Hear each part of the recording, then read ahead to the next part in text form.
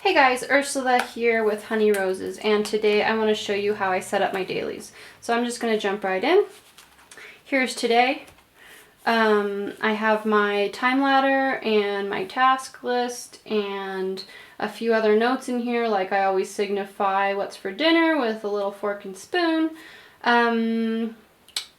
So the night before or first thing in the morning, I always write down the date and I create an empty timeline, and then I jot down my first kind of tasks for the day. I start filling in where my appointments go, and then when I'm really starting to getting ready to visualize my day, I start filling in my timeline with just different sections, like how I envision fitting all of these tasks into one small day. And so I have little signifiers depending on what chunks of the day I'm working on. So I have a plus mark for home care, a circle for work, triangle for errands, and hearts. I guess I don't have a heart in any of these spreads, but that's for self-care. And then I come over next to the task bullets and I write the little code, the signifier that corresponds with that part of the day. That way I can easily see, like if it's my work time, I can see which tasks I should be working on without reading everything again. Once I have a pretty full list of tasks, I signify which items are priority with these little boxes around the bullets. I only allow myself to do 3. And I guess that's about it for that. Oh no, and then I've been tracking my pomodoros. Each little square here is 1 hour in my time ladder. So I do 1 line if I've only successfully completed 1 pomodoro in an hour, and then I put a line through that if I have successfully completed 2. So that's pretty fun seeing that. I've been tracking when I wake up and when I go to bed every night, and that's kind of cute. I've been using 1 page for each day, which has been really great these past few days, but might not work all the time. I do little notes. This spread, I used a full spread for 1 day. I had a lot to think about this day. And then you can see I was playing around with a different type of timeline. I was using a marker. The night before, I would just draw out a line of color, and it was for minimalism's sake. I just didn't want to spend that much time creating a box, even though it only takes me like another 10 seconds. But I think it looks pretty cool, and for the pomodoro tracking, I would just use circles and fill in half the circle if I only completed 1 pomodoro in that hour. So you can see I was playing around here with that line of color. I think it looks pretty nice, but I didn't like how I wasn't able to break up my day into my coded times as pretty, I'm really into design, and so if something doesn't look pretty, I don't want to look at it, and I stop using that technique.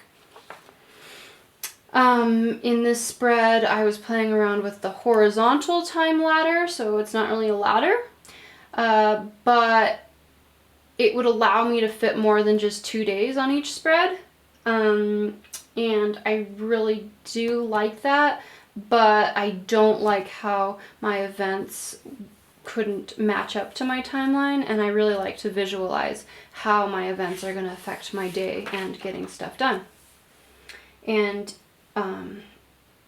here you can see, I was really only tracking pomodoros here, but it's not that effective for me now. I was also tracking my liquid intake, which was also really fun. I wasn't tracking my sections of the day really, but I was tracking my pomodoros. Oh yeah, I would just draw out whatever liquid I consumed when it came up. So that was so cute, but it was just too time consuming, I guess. What am I showing here? Oh, I'm showing how pretty it looked when I actually used a box for each task. I stopped using a box because I wanted to spend less time. You know, a dot, the bullet for a task is so much faster. But I really liked how my signifiers didn't kind of muddy up my view. So I might go back to doing my tasks with boxes, but I'm not ready for that yet. I was also tracking the phases of the moon, which I kind of talked myself out of thinking that that was very helpful at all. Oh, I also use a little squiggly sometimes as a signifier. And that means free time where I don't have to think about anything at all. And here is another version of my horizontal time ladder, which I think looks really cool, but it doesn't work for me. I really like the gray and how it doesn't kind of override the whole spread. And here I was using color, and I think that looks pretty. This was back in February.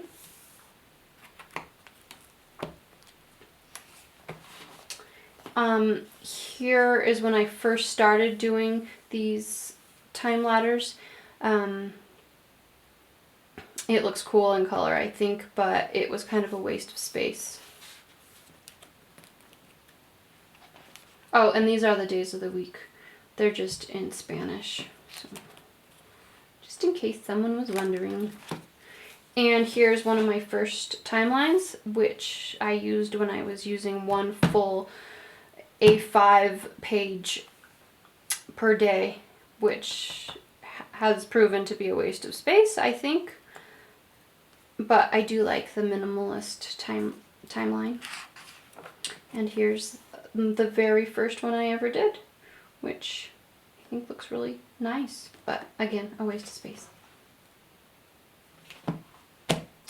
So that's it. I guess the last thing I really want to say is why this system works for me.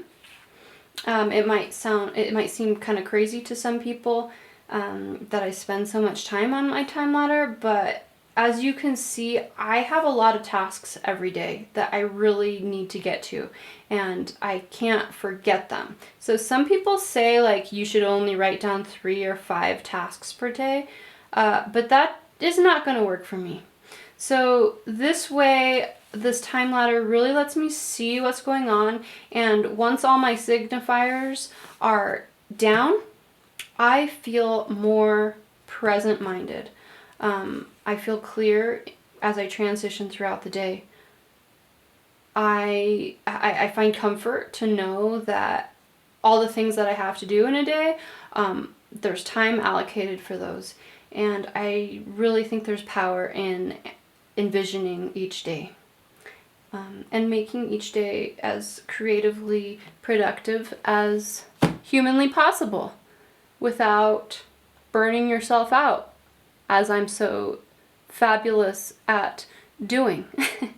So this might not be for you, but it seems to be for me, and it might work for some people. So thank you so much for tuning in, and I will see you on the flip side.